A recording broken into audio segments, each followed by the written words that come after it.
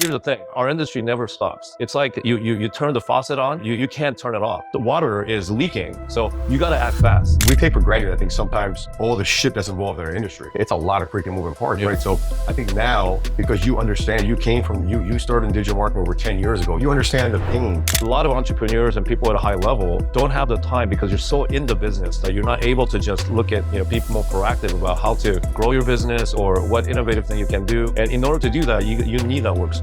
And this is where our team can help out. At the end of the day, business is about minimizing risk and maximizing gain, right? Well, you guys, listen, we haven't hired 8 or 9 people. I think we're like 88%, if not 90%. We're like way up there with you guys. So the retention is phenomenal and we're getting a lot more bang for our buck. If you don't leverage virtual staffing or you have kind of your heads of other people around you that where you don't articulate your idea and then store it to them and let them do the work, then you'll never get any of those ideas that happen to reality. LFG fam, we just shot a fucking banger right now. I can't wait till you hear this shit. It's like next level. No one's talking about this. Shout out to our sponsors, because without them, this shit wouldn't be possible. Shout out to Ringba. Shout out to Andrew Chung, the paper call revolution. There's big money in paper call, whether you're someone who's a novice looking to get into it, whether you're someone who's already doing it, putting up big numbers. Let's fucking do this, guys. Get the fucking book on Amazon. We're going to drop a link here. Take your shit to the next level. Let's fucking go. Welcome to another episode of the LFG Let's Fucking Go show, sponsored by the industry's premier call tracking platform, Ringba. I'm here today in New York City. Happy to be back home. Just had some fucking great breakfast meal out here. Nice. I'm here with my man, Andrew Chung, the founder and CEO of Teamwork. Great to have you on the show, man. Thank you for having me. Oh, you're welcome, man. You're doing some great shit here. And I want people to understand what you're doing, because I think what you're doing is very valuable. I've seen my own company flourish because of using your services. So I want everyone in the industry, and not only in our industry, but in the business world, to know what you're doing, because I feel a lot of people don't, a lot of business owners try to do shit on their own, and that's great, but it can only get you this far. So I want to talk more about what you're doing and, what got you in this game. So first and foremost, Andrew, how'd you get into digital marketing? Like, what got you in the space? How long you been in it? Tell us the whole story. Yeah, I mean, how I got in is just totally random. Yeah. I was always in sales, right? Yeah. And, dabbled in different things, mainly telecommunication and solar. But, I got a call from a recruiter one day, and it was some, digital marketing company, founder and CEO just would reject every single candidate. And so this recruiter said, "Hey, I don't know why, but you don't even have digital marketing background, but I just look at your face and your, CV or whatever, and I think he's going to hire you." And I'm like, "Well, I'm not even looking for a job." He goes, "Just do me a favor." How long ago was this? This was like over 10 years ago. And so turns out it was some dude that's Korean American who lives in Jersey, has an office in Palo Alto. And for whatever reason, a lot of people thought I look like him, except that I'm bald and he's got a ponytail. And so, but yeah, we immediately connected, like, over the phone. And, that interview was supposed to be like for an hour or whatever on a Friday afternoon. But we ended up talking on the phone until like 4 a.m. in the morning. And he goes, "Dude, I'm going to fly to Palo Alto on Tuesday and I'm going to hire you. Like, you can't say no." And I'm like, "Well, let me think about it. I don't even know what my comp is," right? He goes, "We'll make it work." I mean, and that was how I got into the industry. And then, I've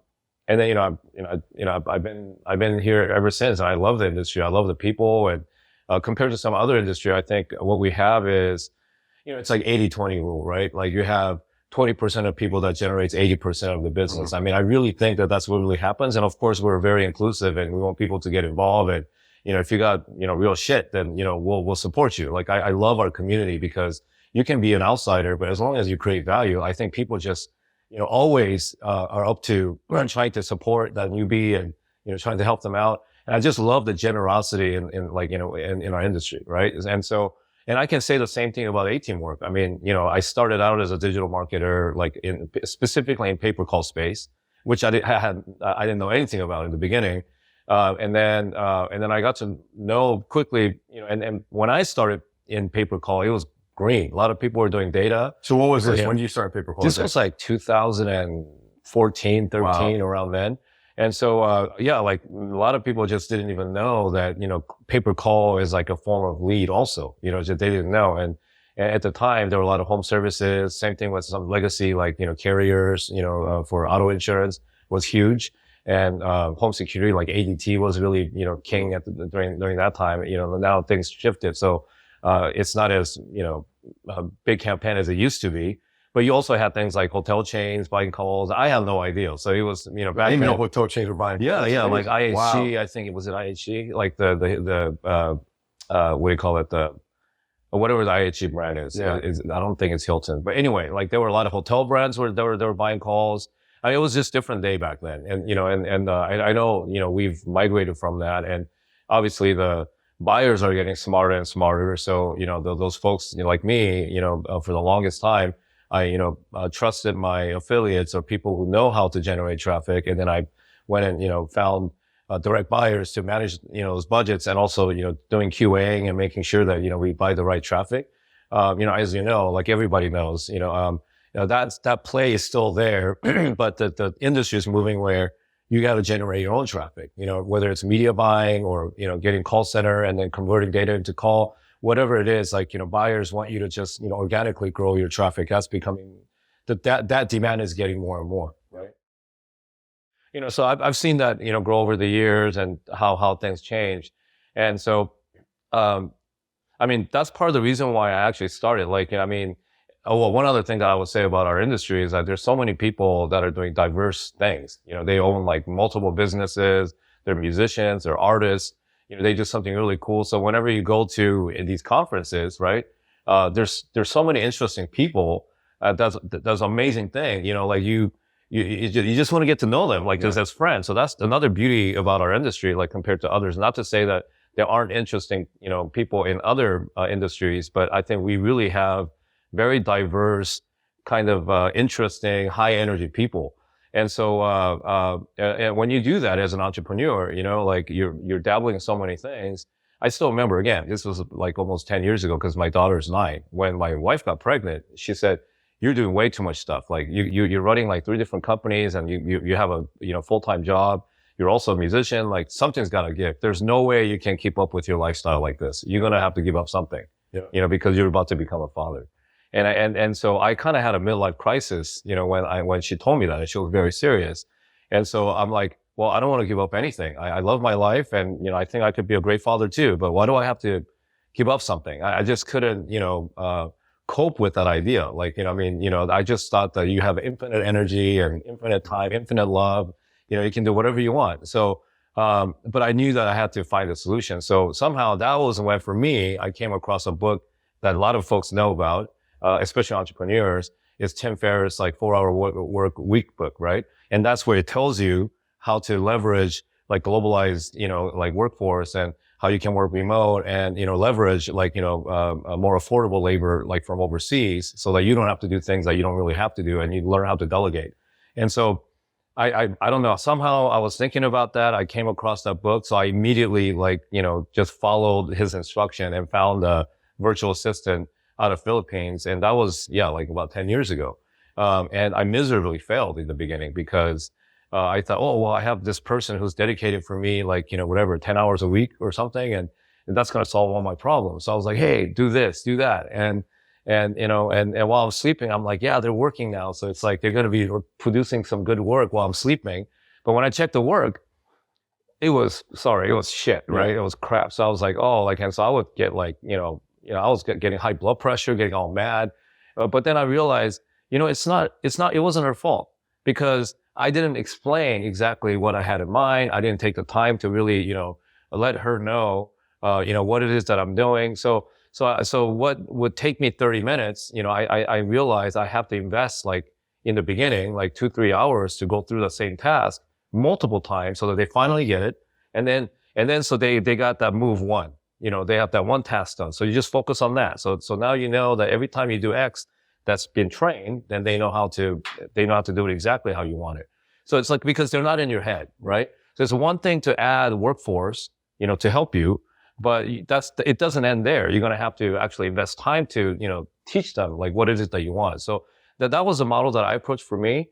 And then, even back then, before I even started A-Team-Work, I was big on, just virtual assistant. I used to tell other people hey, it'll change your life. But I always felt that there was a limitation of how much they can actually do for me. And then, I finally started my own shop, last year. And then I needed just things started to blow up. So I really needed to focus on, ramping up my workforce, but also it's expensive to hire folks here in the US. And somehow I came across folks out of Argentina, and I hired my first, her name is, Marty, who's now our general manager. And the quality compared to my team out in Philippines was just like night and day difference from the beginning, to the point where I almost got offended. I'm like, there was a couple of individuals I worked with, for almost a decade. How could it be that a newbie comes and just like crush it, compared to what is it that like I wasn't doing before with them, or did I not have the high expectation? And so, so I thought it was just an individual, but I said, okay, well, you're working out. Say, hey, can you find a friend, who can speak English in Argentina? So I hired a second person. Again, the quality was amazing. Then the third, fourth, and started growing. And so, that's how I started this company. I mean, it's, normally when you're an entrepreneur or you're in our digital marketing space, you have so many innovative people. There's so many moving parts. There's always an opportunity to start a business based on idea. So normally I have an idea, and then you pursue that and you start to see if you can monetize and make money and start a company. But in this case, it completely happened by accident. Like I never thought that I would actually own a company that's based, virtual staffing, but it was really for me. And then the quality was so good, and they were surpassing the expectation that I would normally have here in US. So then people like you, and, like the family and, Connection Holding, and also, like Axad, or like, just few folks that I know, casually, they also took notice about my team, and they're like, hey, I need an Argentinian.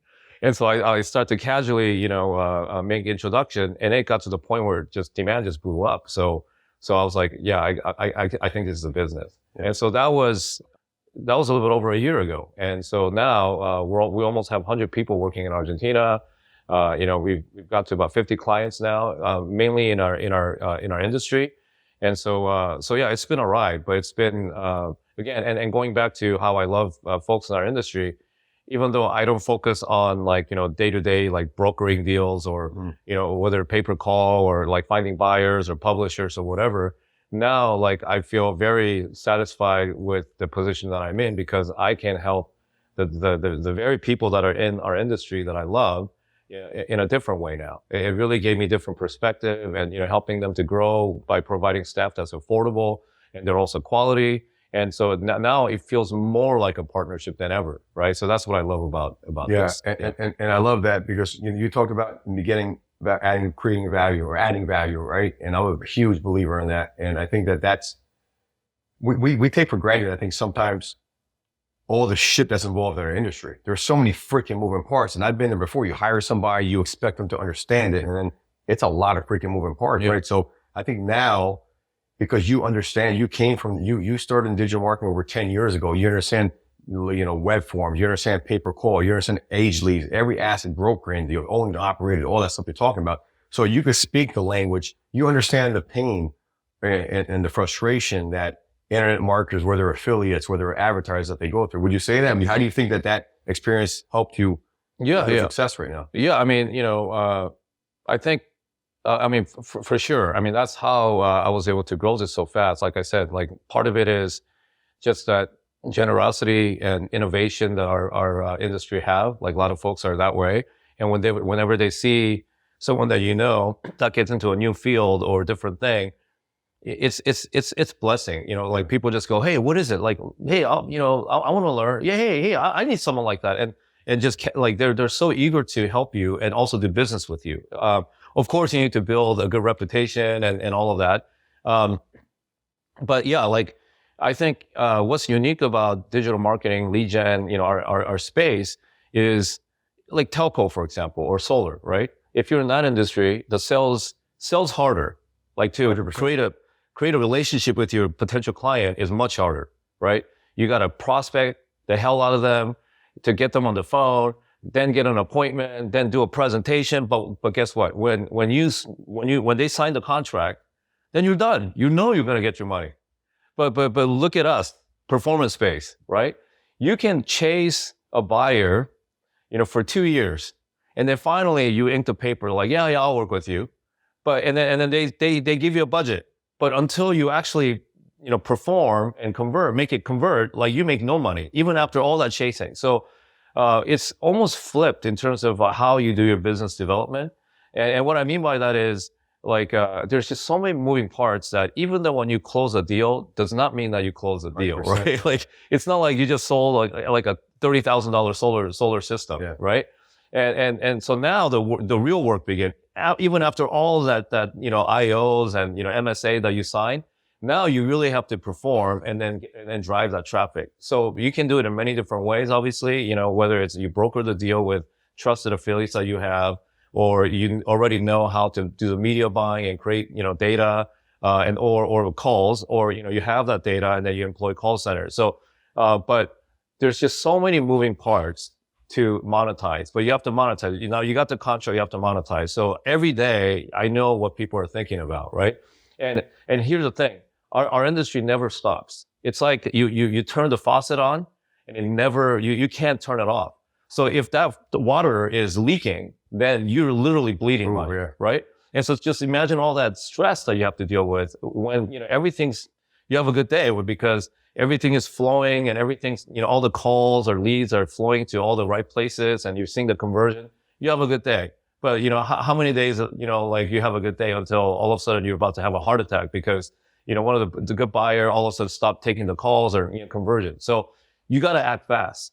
That means, we got all these like technology that's coming up with AI and machine learning and all that stuff. Still, you have to have a lot of eyes looking at those campaigns. And then when you find something, well, first of all, you have to find something ASAP. And then when you find it, you have to do something about it to fix it ASAP, right? There's no like, oh yeah, we'll wait until tomorrow to get this fixed.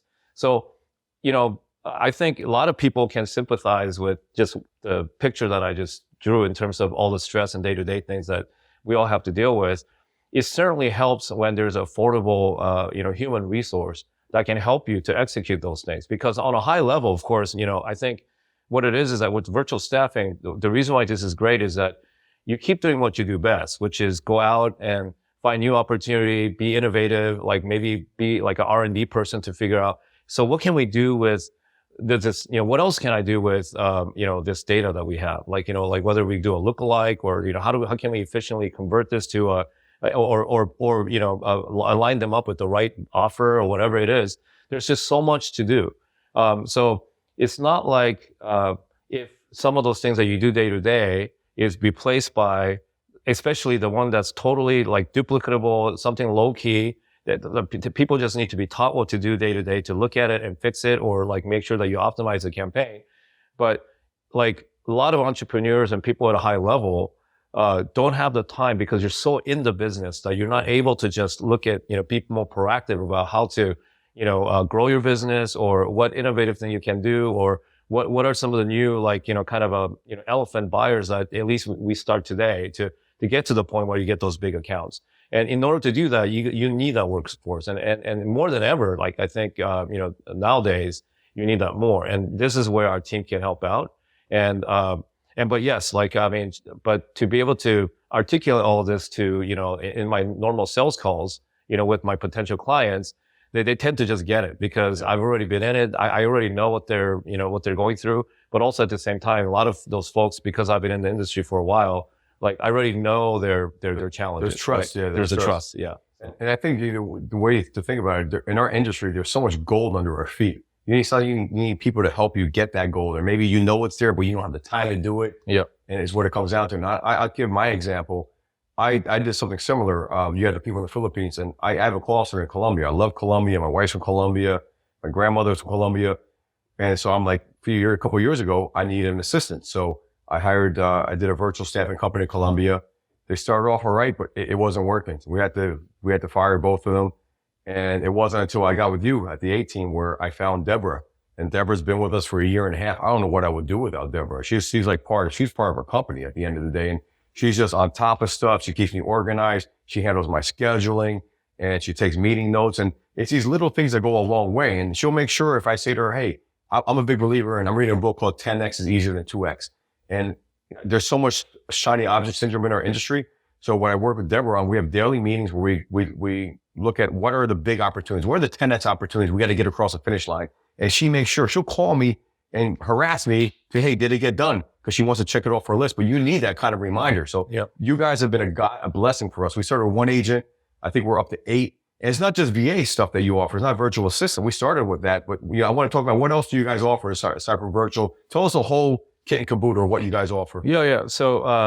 So, I mean, it started out, I mean, we have the traditional virtual assistant or executive assistant, that can handle your day-to-day, like taking notes and reminding you about what are your priorities. Cause, that's definitely helpful because especially if you are, high-level entrepreneur that are handling a lot of different things, like you certainly need that. So, so there's that, or like just, scheduling or, travel, like booking travels, things like that. So that's there. But also another big department we have now, like we have like different departments. So one, probably our fastest growing department is ops. So we have operation. And so this is a team, that I have that, serve our clients with all the needs for, tracking platforms. So, Ringba, Retriever, Leadspedia, LeadProsper, Babberdoo, Phonexa, our team can, they're very versed in all of those, platforms. Whether call, pay per call or, ping post leads or what have you. So, not only they can, when you get a spec from your buyer and just setting up the campaign, whether it's, even something complex like, setting up RTV on, Ringba, for example, they have capacity to do all of that. Also QAing calls. So, whether it's live QA of like, just, monitoring to make sure that, the buyers are picking up their phone and there's no phone drop, or if that happens, they know how to alert to appropriate person. Or listening to calls. If you onboarded a publisher and you want to make sure that their traffic's clean, they can do that also. But also, and also customized reports. Different clients have different needs and how they prefer to look at the reports on, whether it's like every 3 hours or every day or once a week, whatever. But our team can do all of that for them. Yeah. So along with that, now the other is affiliate management. So we have team members that can wear your T-shirt, for your client, and they already speak, our language. So whether it's ACA or Medicare or auto insurance and duration and rate, like they know how to talk that language. So, we have clients that are now employing our team to be the affiliate manager. So they're all out there in our marketplace, winning deals and stuff, so there we have folks like that. I wouldn't say like, we have super duper salesperson that like handles big accounts. But this is a good fit for like ops doing their work for, optimizing the traffic, or you need to pause this, publisher, or you need to give them more budget and just day-to-day communicating like an affiliate manager. We have a team member that can help with that. So essentially on a nutshell with those two, like, and you can run a business like that. And then, you as an owner or high level senior salesperson, when they come across a bigger deal, then certainly you want to be part of that, and then you step in, but they can at least warm up or do an intro. Now, so that's the ops team, but then we also have, media buying, content creation team where they can manage Facebook ad, Google ad, keyword, ad buying, optimizing it, creating contents for it, whether it's video, graphic, or like whatever, creative ads, but also building a landing page and then, capturing form there, or having a dynamic DID to generate calls from there. Like they know how to do all of that and doing all the full integration, to back into the whatever tracking platform, or even do like integration so that if you're a media buyer and you want to keep track of your, A/B testing or whatever, at the campaign level to see what's converting, our team is fully capable of keeping track of all that and setting everything up. So that's on the media buying and content creation side. We also have a call center. It's not a full-on BPO, but, like they just rent our agents because they speak English, fluently, and also obviously Spanish. And then, we have a B2B prospecting team where, some of our clients, they use us to, connect to more people on LinkedIn or capture their email, then do like a nurturing campaign, like an email, and then, having like a weekly, whatever, like, if you're like a network and you're looking for offers or traffic, you can do that. And then do a full integration back into like a CRM to manage all the, opportunities, like, so we have a team that can also fully do that as well. So I mean, yeah, so now like it's specifically tailored to our industry, Sure. yeah, I mean, in a nutshell, like, if you're an individual, like, I want to start a company doing, I have a bunch of relationship and I want to get something going, you can come to us and literally just, plug into all of our team and start a business, having your own, network or like a lead gen, company. So I love it. I started solar direct marketing in 2016, right? And at first it was just me. I was doing everything. I was doing the freaking invoicing. I was doing the sales. I was like doing operations, all that. Then I hired a guy, Tom, and Tom, thank God for Tom. He was like my right-hand person. He was managing the, my leads media, lead count, all that stuff. But he wound up doing like a million things. He stuck with me for like 4 or 5 years, right? Then I got my bookkeeper, but we started growing so freaking fast that, things start falling through the cracks. And you said a lot. There's a lot to digest, because when you're dealing with live leads, it's a commodity. You're talking about $50, $100 leads and there'd be days I thought I made, X amount of profit, nice profit. And like, oh shit, their leads never went anywhere. They were stuck. They fell to the floor. Like, what the fuck? All of a sudden now we went from making money to losing money, right? So I think that's the beauty of work with you guys, that you guys can provide those eyes. And trust me, when you're a startup company, we're in New York City. It's expensive to hire people here, right? I'm across the rivers, New Jersey, not that much different. All of America is expensive. So you get such a big savings component out of it. And at the end of the day, business is about minimizing risk and maximizing gain, right? So when you hire somebody, and I tell you the truth, a lot of times you hire someone, it's probably like a freaking 30 or 40% chance they're going to work. So you do all this onboarding, time is money. You spend all this fucking money on them and they don't work. Whereas with you guys, listen, I think we hired 8 or 9 people. I think we're like 88%, if not 90%. We're like way up there with you guys. So the retention is phenomenal and we're getting a lot more bang for our buck. Well, what's your feedback on any of that? You have other customers telling you the same thing, or? Yeah.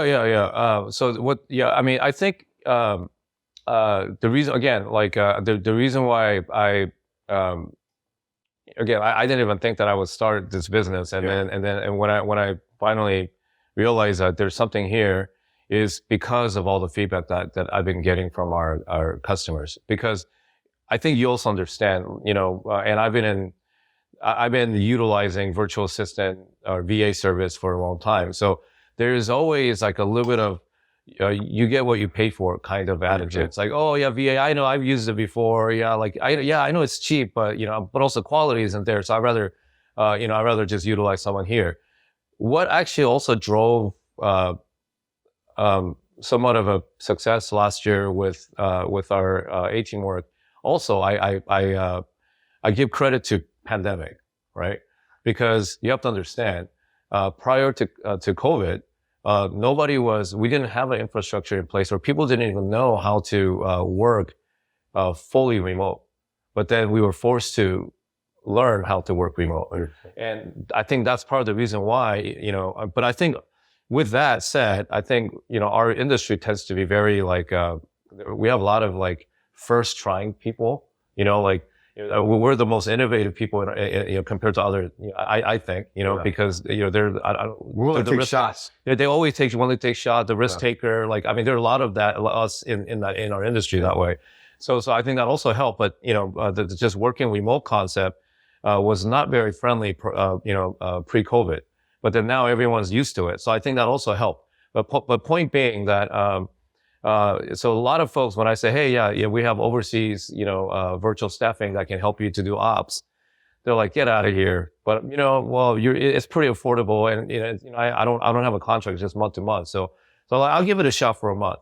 And I would say like, I mean, there was a time I got lucky. It was 10 out of 10 times, but I would say over, like, statistically wise, over 9 out of 10 times, like my clients have been blown away. They're like, what? Like, are you for real? I had no idea. So they had low expectation. So maybe that also helped. They had low expectation, but then, our team really delivered. And so they were just, so happy to actually have access to human resource like this, to the point where now, like, so many people want to just go to Argentina and meet their team. So even though I support the kind of the HR part of it, but that's the benefit too. So that, we also provide the QA on the back end. We make sure that everyone has proper training.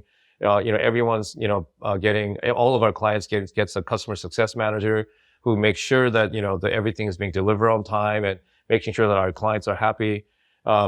But I think, and I always joke, like, it must be their meat, like something that they eat, Argentina, right? But I finally got to meet them in person. I flew down there in November. And then once I went down there, I kind of understood why, we're getting such a great, high quality, disciplined individuals from that country. And the reason why I would say is, number one, it's pretty simple. Time zone difference. Because when you work with folks out of Asia, they're working night shift. Yeah.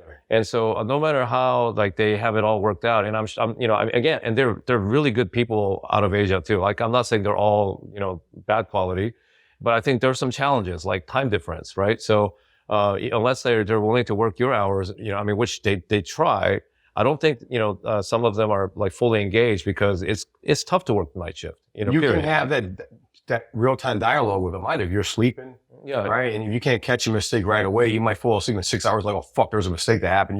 You're playing behind the 8 ball at that time. Yeah. So I think again, I know that there are team members out of Asia that come out of you hours and they do night shift, but that just we're all human and we're whatever. It's just biologically it's hard, right? But Argentina, from New York is only 1 or 2 hours ahead, depending on, the time of the year because of the daylight saving time. So they're only 1 hour or 2 hours ahead. So they pretty much operate, similar to our hours. And I think that really helps. But here's another thing. Now they have a new president. They have very high inflation and they've had this problem for a long time. So, Argentina economy is, it needs improvement, well, that's nice way of saying it, but the economy is kind of shit right now, right? And they have a new president that are trying to fix it. But in the meantime, and, they always talk about how the strong dollars and, the economy is really bad down there. And so, the quality of living and and things like that. But when I went down there, quality wise, it was beautiful. I felt like I was in Paris or Barcelona or something. It was a very beautiful European city in Buenos Aires. I felt like the people, just in general, they're very proud and highly educated. So another one really good thing about Argentina is that they have affordable education and healthcare. So everybody gets really good education. Yeah. So we have a generation of people that are graduating, because my average age, I think, for the people, my teammate down in Argentina, is probably late 20s. So they all get out of college, and if and statistically, if they also speak English fluently, then they have high quality education. Some of them goes beyond just BA and getting masters or PhD and things like that, all free. So you have highly educated people that are highly skilled, but the job market sucks, right? So then they're all looking for this job, to have a stable job and things like that. So by having this opportunity through our work, it gives them such pride, because finally they're working remotely with US-based company doing high complex things, like solving problems, whether it's setting up off, but it's beyond that, like crunching numbers, pulling reports, or doing a lot more things that are just something that's more fitting to what they had in mind when they went to university graduating. And so they take so much pride, and so there's that. And then the way we work is that regardless of the client or not, when we hire, they work here full time, and so the job is secure. Whether they got assigned to a client and that client disappear, whatever, and then not only that, but we don't toss them around and from a call center to VA to media buying. No, once you got hired and you have a specific position, now you're doing that every day. So guess what happens? A year passes. They've graduated to the next level already, because they're doing the same thing, but also they feel like this is a real job. It's not a standby temp job. This is you can grow. And then some of them, took a lot of initiative and became managers. They got promoted. So they see the path. And so then what our clients are getting is very hungry, very intelligent people who actually think that working for that particular client is for the long run. Not, it's oh, I don't know how long I'm going to do this, maybe a year and I'm out of here. Yeah. They're very committed. And so I think that those intangible things are what's leading to high quality, right? And so, yeah. And so in addition to this being a big, really good business opportunity, it's very fulfilling, even for me. And I think our clients feel that way too, that, they get to also, firsthand, learn about Argentina culture and them and also understand their situation. So I think this is a perfect, win-win situation, right? We need cost-effective, human resource to run our business, and because we're not a lot of us are not corporate, we're still private company that's, just few of us in the garage or whatever, and then you kind of made it work. But as you expand, now you have this, extension of your team members out of Argentina that's very cost effective, but also you're giving them opportunity, right? So yeah, I love it. I can talk virtues about you guys all day long. I saw it firsthand. As a business owner, I'm not only a business owner, I have a family. I got 3 kids, right? I'm traveling like crazy. Time for me is money. You guys have given me a lot more of my time. Your team has given me a lot more of my time. And they're, like you said, they're a pleasure to deal with. No one's like playing games. They take pride in what they do. And I think you've instilled a sense of loyalty, right? Because you've given them an opportunity because of the economic situation there, right? And South America has been, my mom's from Venezuela, my wife's Colombian, right? I think South America has tremendous opportunity, right? It's going to continue to grow. I think it's going to fucking blow up. El Salvador's got some economic, they're blowing up right now. So the bottom line is that I think that you've found, you stumbled upon a great opportunity, and that's great. That this is it's like a campaign. It's worked from day one. It's pretty rare, right? When that happens. Mm-hmm. When you find that happen, you got to press the gas. So you went from one agent, now you got about 90 plus agents on the team. Yeah. And, so with that being said, I know you've grown tremendously for a lot of factors. I keep talking about the cost savings. What's the average cost savings someone can get in working with your team versus working with someone in the U.S.? Is there a percentage or a range you can, point out? I mean, let's talk about ops, for example. How much, if someone who can, if you need to hire an ad ops person, you got to at least pay 60, 70K a year. I would think 60 to 80K depending on where you are in the country. Yeah. I mean, with if you employ us, you're talking more than half the saving. Yeah. I mean, you're barely paying a little bit over 20K a year, right? So think about the cost savings for the ops person. Yeah. And so that's it. And then the upside is that as you grow, you can just scale more, not just for with one individual, but now it can touch on not just ops, but media buying, and it's all flat rate. We don't have depending on the the skill set, at least not for now, right? They're all flat rate, so it's easily scalable, so that's the beauty. So the cost saving is huge, And I was going to say one thing too, we're talking about 60 to 80 grand in America for an ops person, right?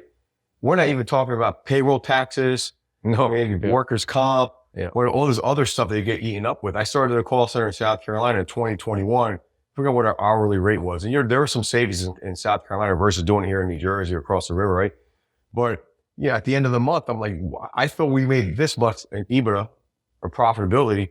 And I'm like, well, where the fuck did the money go? Oh, it went to payroll tax. It went to this. It went to rent. It went to that. So when you talk about, 60 to 80 to 20, it's actually more than that, because that 60 to 80 is more like 70 to 100 when you include the payroll tax, you include workers' comp, you include this thing, that, and you get eaten up. And that's what I think is going on right now. Business owners are their backs against the wall. There's so many costs that you have running a business in any normal environment. Now you talk about an inflationary environment where interest rates are through the fucking roof. The cost of getting capital is higher than ever. So this is why I think a product like yours it's the perfect timing for you to blow up. You're in the right place at the right time, man. And you're doing a good job with it too. It's not like you're lucky.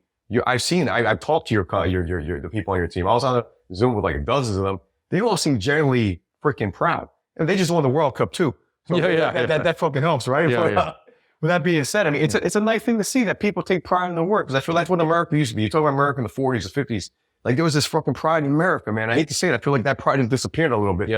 I go to Colombia, I see that pride, right? Yeah. You go to Argentina, you work with them, you see that. So, that's one of those intangibles that you talk about that go a long way. Yeah. I mean, I think, who said this? The hard time creates strong man, and strong man creates, whatever, whatever. Yeah, it's easy to make money when everything's going up. It's hard. So make money when there's a bad fucking economy. So I think, I mean, but I gotta say, before I went to visit Argentina, I thought they were just having a really hard time. Not to say they're not, I mean, like economically, yes. Like, I mean, the inflation is like now, like it's like 25% a month or something.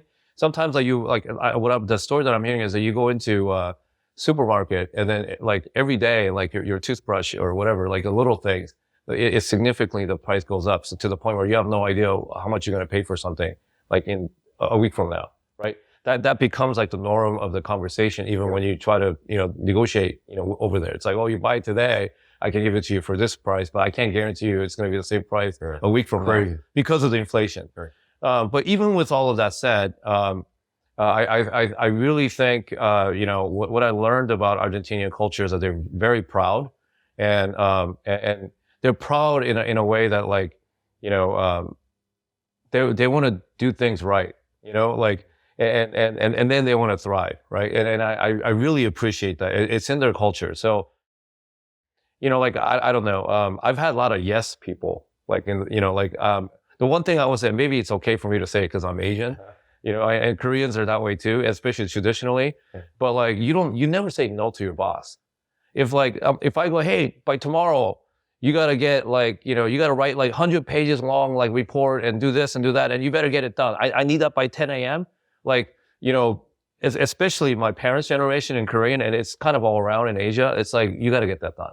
That means that you have to stay home. I mean, I'm sorry, you don't go home and you stay all past like whatever, like just stay up all night. You have to get it done, or you just don't get it done, but you have to say yes. There's no culture of saying no. So sometimes what would drive me nuts was exactly that. There was a culture, like, when I dealt with, folks in Asia, is that a lot of times, sometimes that would happen. They're like, oh, yep, yes, I get it done. Yes, I get it done. And then I'm thinking I'm going to get all of these things that will get done.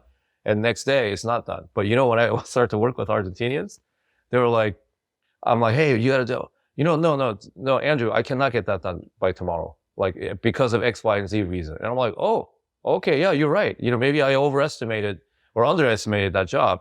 Or sometimes, you know how it is, like, I'm too busy. And so are you. Like, we're traveling all the time.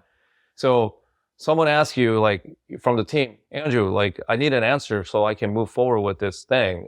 You're holding me up, kind of thing.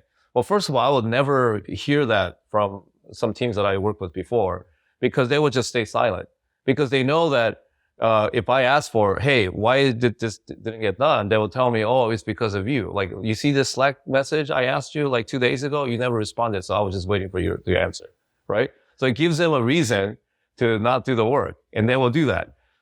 The most of my team members in Argentina, if I don't answer, they will give me shit for it.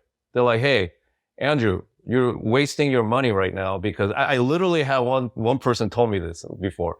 You're wasting your money right now because I can't get this done. And I thought that you said this was important, and I can't get it done because you still haven't responded to me. I need your answer. And I look at that, I'm like, oh my God, yes. The breath of fresh air. Yes, because they care. Like, I mean, I guess that's what it is. They care so much. And there's so much pride that, to the point where it changed my life and my perspective on, how I need to be more respectful. Not that I'm not being respectful, but in the sense that, like, I always need to make sure that whatever I say, I also have to do it with respect. And then also, their time is just as valuable. And when they ask for something, then I need to respond, even though I'm supposed to be the boss, like, I mean, cause we're all trying to accomplish the same thing. And I think, I don't know, again, going back to the intangible thing, it's hard to, articulate all of that and have a team really understand it. But, like, I'm not saying everybody's perfect, but relatively speaking, culturally, I don't know why, but I've had so much easier time with my team in Argentina compared to any other culture so far. And I think that's what's been the key to success to this up to this moment. I've seen it too. It just made me think. We had some growing pains last year. I mean, we grew like crazy. Right? We went from we made Inc. 3 years in a row, 4 times in the last 3 years in multiple companies, and you start moving fast. And especially me, I moved. We put bumpers in my company to protect us from me, because I run so fucking fast that sometimes, like, we will move so fast that shit will get fucked up, and the A team has helped with that kind of stuff, right? Well, that being said, there was one particular individual, Rodrigo. I love him, man. We were like, I had this bright idea one day. It seemed like a bright idea. I wanted to have him do some other stuff that I thought would move the needle. And you know what he did? He sent me a Skype. I think he called me. I didn't answer. Like, Dave, I really need a few minutes of your time. And he was like, listen, I'll do this if this is what you want me to do, but I don't think it's the best thing for you to do because of this A, B, C, D. Yeah. I was like, holy shit. I go, this guy's right. Because you know what? I'm over here moving 1,000,000 miles an hour, right? This guy's in the weeds. He sees the stuff, right? Yeah. And I'm glad I listened to him, because if I hadn't listened to him, it would have been a freaking disaster. So I think a lot of, people that are CEOs or visionaries, like we are, we have like 1,000,000 ideas, and we just need one out of those 10 ideas to stick. And when that hits, that's how we make our money, right? Yeah, it's almost like gambling is what it comes down to. But we need people in the weeds to kind of question you, call you out sometimes, say, hey, I don't think this is good. And he did it in a very respectful way. Yeah. He didn't do it like, listen, Dave, that's a bad idea. He's like, listen, kid, can we please talk? If you want me to do it, I'll do it, but let me explain why I don't think this is a great idea. Yeah. A, B, C, D, E, like, holy shit. And I'm like, I wish more of my team would do that, because a lot of times, as a boss, people are afraid to step on their toes. They're afraid to step on your toes. They think that you're going to fire them or something's going to happen, or something bad's going to happen. But if you have a good leader, they won't do it. So he said that to me, like they've said it to you. I'm like, damn, this fucking guy's great. I love him. And I'm glad I think he's moved up really highly with you guys. So that's a testament right there. Yeah. No, I mean, I think, and this is like beyond like virtual staffing, whatever, but it's exactly that. And I think we're not the only ones. I think this is a common challenge for all of us that are, running a company or doing a lot of different, just moving things here and there, just people that are like that. So when you stay in the high level,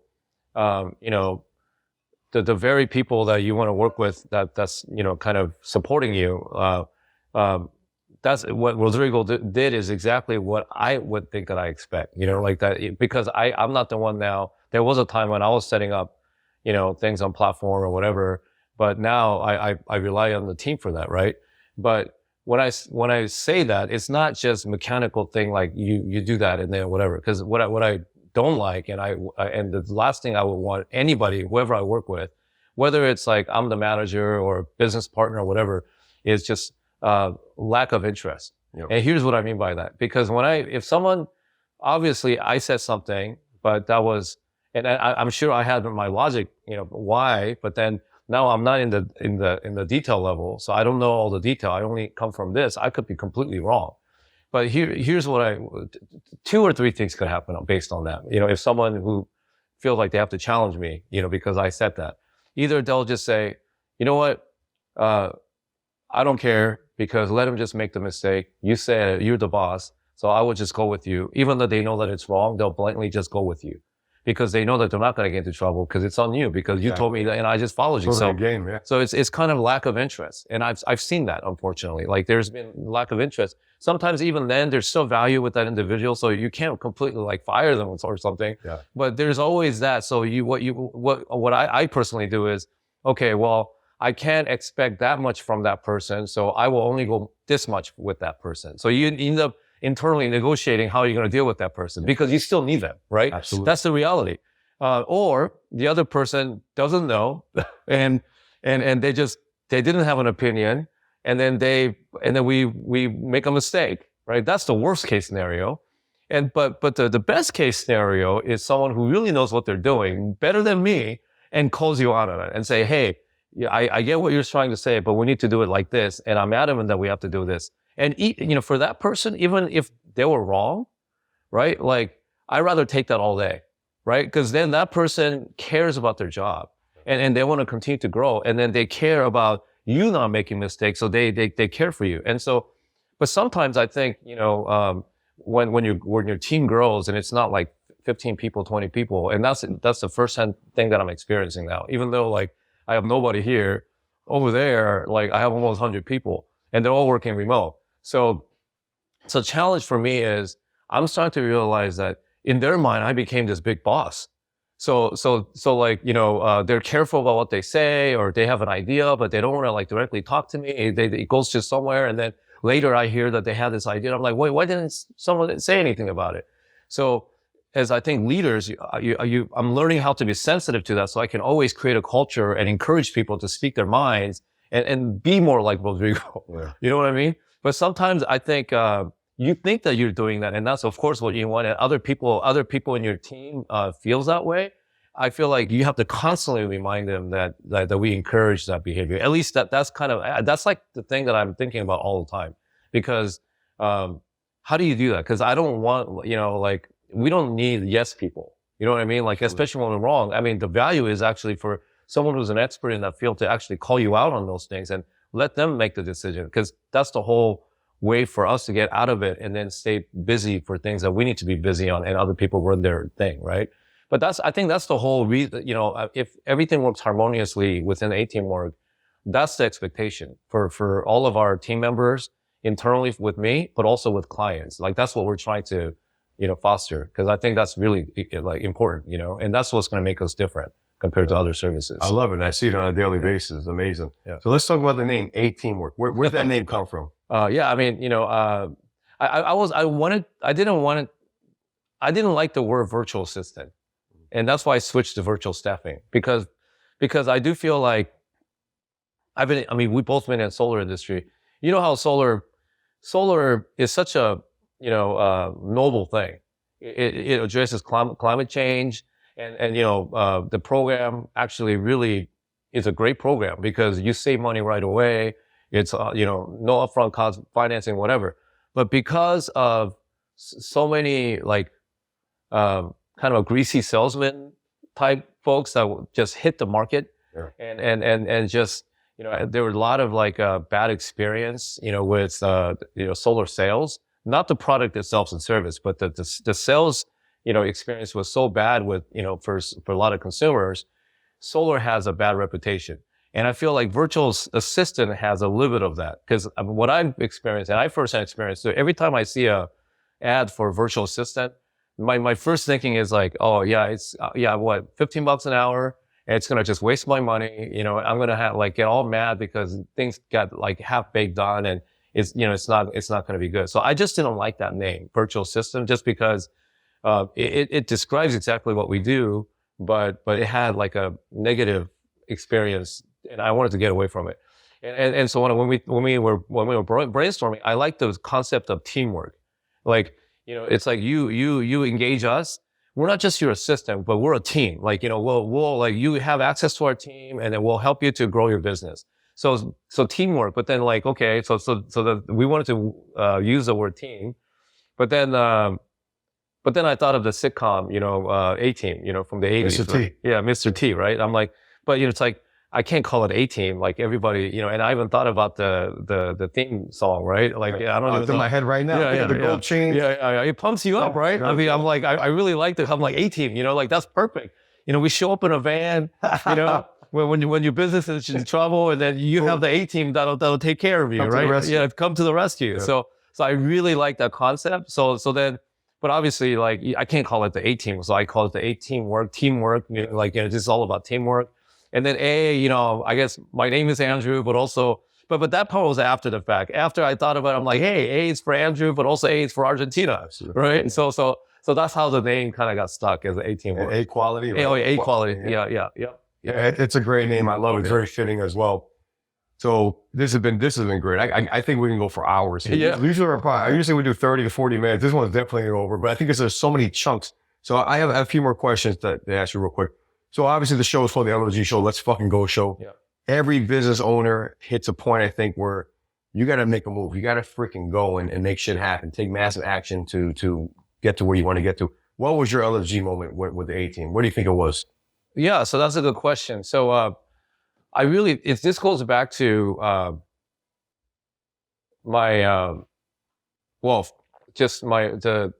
the feedback that I was getting from my clients.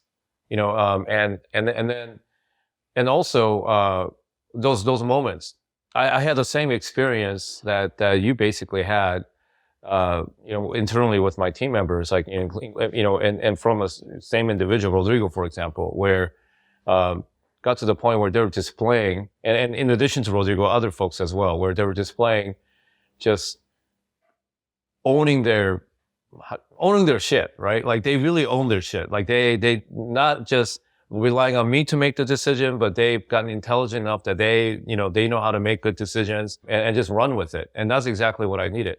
And so, in the beginning, whether I was the one that was teaching them about our industry, whether it's about like, you know, pay-per-call and what are the verticals and what kind of payout you can expect, you know, things like that, to whatever, you know, just like, you know, who are the right group of people you need to contact or not, you know, or just learning how to use all the tracking, you know, platforms, right?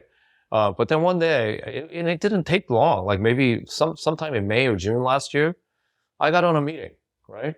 And we're just having a daily meeting. And everybody was talking, like, there was one guy that was like, hey, you know, so I set up this campaign in Retriever and I need some help with, you know, like routing or something. And another person was talking about, oh yeah, like, you know, we have a client that's, you know, wants to do ACA. Like they were having a meeting on their own. And I'm just sitting there, like, just kind of like, you know, I was thinking that I'm going to have to drive the meeting, but they were all speaking our language. You know, I'm talking like ACA. That must have been a great feeling. Like Retriever, Ringba, so-and-so this. And there was like 20 of them. They're just talking shop, like, you know, from Argentina. And I'm like, what's happening? Like, I don't even need to be there. What did I create? Yeah. What did I create? That's amazing. You know, and that when I saw that, I'm like, I have something really good here. Like, it wasn't even like looking at, you know, whatever, like balance sheet or P&L report, none of that. It was just when I saw those people and they were talking our language and they were totally capable, and I'm like, man, and you know, and they're not here, they're over there. Yeah. And it's like, you know, I have, you know, with this team, I felt like with this team, I can go somewhere. Like, I was like, LFG, awesome. Let's go. Let's fucking go. You know? I love that. Yeah. I got like chills hearing that because you made me think of when my business started to turn around, something similar. And that's every business has, you know, it's like a relationship. You got that moment you fall in love, right? And then then before you get married, then you have kids, right? Yeah. That's part of the progression. So it's a great thing to hear. Yeah. Yeah. Wow. That's beautiful. So obviously a lot of people listening to the show, they're in digital marketing, right? And they're having all levels. They might be just starting out. They might be where they're doing great. I think for the A team, your company is very well suited to someone that's maybe they're not brand new, but maybe they're like, I mean, and they can use them too, but maybe they're here and they're ready to go to the next level, or they're just being held back because they're so in the damn weeds. They can't get out of their own way. So let's pretend I'm an affiliate. Say I'm doing 50,000, 100,000 spend per day, right? And it's just me with two other people on my team. Like, what do you think would be the best for me to start off with? Like, if you were from your experience, how do I utilize your services to get to the next level, to go to 6 figures a day? Sure. Consistently.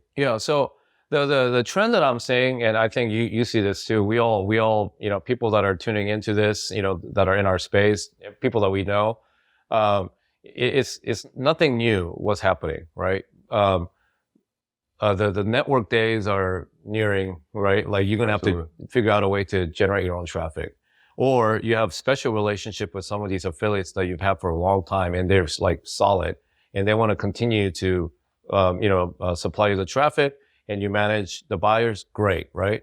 But regardless, you need to be innovative, right? Like, whether you're doing 15,000 or 5,000 or like 500,000 a day, right? Like, nothing's, you know, the one truth, I mean, just about but especially in our industry, is that nothing stays forever. 100%. Right? Like, you always have to reinvent, right? So as a business owner, you know, and however many employees you have, I just know that typical business owner and like an affiliate, you're still doing everything. Like, I mean, you know, it's like pretty much everything. Like, you just don't have enough time in a day. So in that scenario, I mean, specifically, you know, like, you have to define where is it that this can be delegated to somebody else, and I want to focus. And I think the key to success and growth is kind of like what you're doing. Like, and I see yourself like reinventing all the time, even like podcasts, you know, the solar direct marketing, the senior direct marketing, and you're getting into home services. But that's what it's all about. Like, you know, once you understand how one thing works, you can apply that same business model that's your own signature, and then you can, you know, expand into other things, right? To repeat. To repeat, yeah. And so in order to do that, you as an individual always needs to figure out how to duplicate that process. But when you know what that is, now you have to execute. And once when you execute, that's when our team can come in and help you, right? So you already have the vision. And whether it's like, oh, we've been traditionally a solar shop, but now we want to get into, insurance, right? Well, like you already know, you know, all the maybe the good pubs that are playing in that space. Or so that's one option. Or we got to do our own media buying. Okay, well, we got to go our call center, whatever it is, right? Maybe you'll have all of that, right? But you can't just stay there. That's the point. It's like, oh, we're doing fine. No, there's always something that you have to reinvent or find something in order to make sure that while you're being fed, right, you're investing in something else so that when that steak is gone, then you can maybe eat like a chicken or something. Right. But you still need to figure out how to make that chicken or eat that chicken eventually so that like when this goes away, now you're here, right? And so, but first of all, you have to free your day to day to even have the mindset to think that way. So again, our team can help you. So whether that's, if you're doing too much, like you're living in too much, in the platform, let us handle that. Because why do you need to do that? You don't need to do that. Maybe on a high level to just pull the reports and understand what pubs are doing well, what pubs aren't doing well, and understand the trend of the industry. You have to still be in touch. Yeah, but you don't actually have to go in there and do that every day. Cool. You know, that's what our team is for. Or like, you know, and so specifically for the ops, or maybe your network that doesn't know how to do media buying, right? So now, like, you know, you want to understand how to generate your own traffic so that you can get, you know, those buyers to give you more budget and things like that. Well, we can help you with that, right? So that's another like added area where you want to, you know, you're in the same vertical, but you know, you need to do something different. You have to understand it. But also now, like, I think the other thing that's just added bonus is that we're growing enough that we're starting to have our own ecosystem. So if you have a legit traffic, I mean, there are tons of people I can make the introduction to. Because, you know, if you have good shit, like, you know, like, there are people that's going to come in, they're more than willing to work with you, right? So I think the other thing is just being part of the wonderful kind of ecosystem that we have, that they can be part of. And so, like, I mean, you know, I'm totally being willing to, I mean, I've gotten that, you know, and I'm still getting that in terms of a lot of good, you know, generosity and introduction. I can do the same thing, you know, and so that we can all be part of this ecosystem. That's wonderful. But yeah, I'm so, I don't know, like on a high level, I think that's what it is. We can help you with executing a lot of different ideas, or even do a lot that, you know, so that you are not in the business, you know, and not only that, for especially lead gen space, we already know, we've seen a lot. Not to say that you're not unique, we've seen a lot. So it's kind of a plug and play, right? So it's not like we have to, you hire these people and you're gonna have to go through a lot of training, because we already know how to do that. So let us take the lead. We'll help you to do that. Almost it's becoming more of a consulting. How do you delegate your business so that you can you know, use the offshore team at a fraction of the cost to handle all of those things, so that you and US based good team that you have, they do bigger and better things. Yeah. Right. Wow, you said so much stuff that made me think. Yeah. I think I'm myself a good example of this. I sometimes I've had people ask me, Dave, do you even work? Of course I fucking work, right? I'm working all the time, but I think the reason why I travel all these places, I have my team can actually do this stuff. They're doing all this stuff. They're making the operation hum, right? Yeah. While I'm out here, you know, making deals or trying to do what I'm good at. The key is to have people do what they're good at. You talk about delegating. You got to be able to delegate if you're going to be able to grow. So I want to say to someone that's an affiliate that's got, maybe you got 3, 4, 5, maybe even 10 people on your team. I guarantee you there's gaps you have where you can utilize an EA, or you use someone on your ops team, and that's going to help you grow. Because the more I was able to get out of the weeds and focus on the business rather than being in the business, that's when we started to grow like crazy. My partner Ed's the same way. We can go travel here, we can travel there, because our team can handle this stuff, right? We have confidence in them. And 8 people on our team come from the A team, right? So you have played a huge role in helping us get to that point. So freaking appreciate you for that, man. Yeah. Well, thank you. And I'll say one more thing, which is that, like I know that, I mean, well, you add, you know, and so many people energies, like, we're so high energy people that, I mean, I can speak for myself, but I think you're that way too. You get good ideas every day, right? You're like, it's fucking nonstop. Yeah, man. It's nonstop, right? Yeah. And most likely out of 1,000 ideas, you're lucky if one of them turns into reality. But here's what I can tell you. If you don't leverage, you know, virtual staffing or you have kind of your heads of other people around you that where you don't articulate your idea and then store it to them and let them do the work, then you'll never get any of those ideas happen to reality. Unless like you're like, you live in some like somewhere out in the boonies and you don't have much going on and you just have that one idea and then you just work on it every day by yourself. Maybe, but how many people in our industry are like that? You're constantly traveling, you're running 2-3 businesses, but even that one business have so many moving parts. So even when you have that idea, do you even get it out in the air? Like, and if you do, who's going to do all the work for you? I mean, I can't say how many times when I thought of an idea, like for instance, like, you know, I have this other thing that's happening with the Korean like skin product or whatever. And I thought it was just a thought, right? But I told Marty about it and I'm like, hey, remind me to follow up with that person. In fact, why don't you follow up with that person? And then, you know, have a team with our marketing team, like start to work on it. And so I forgot about it because, you know, me, you know, it's like, just like, I mean, you know, just like you, like, and then life happens and I totally forgot about it. And then 2 months later, I find out that they were having meetings and then they came up with the, you know, landing page already for the skincare. Now think about it. If I didn't have the team, there's no, I mean, I probably forgot and nothing would have ever happened. Exactly. Right? So this kind of like, you know, whatever, like it can be a little bit more like, philosophical, whatever, but you know, you have a thought, that's unique thought that you had, but then, you know, what is living all about? It's, you know, and business and, you know, the right way of doing it is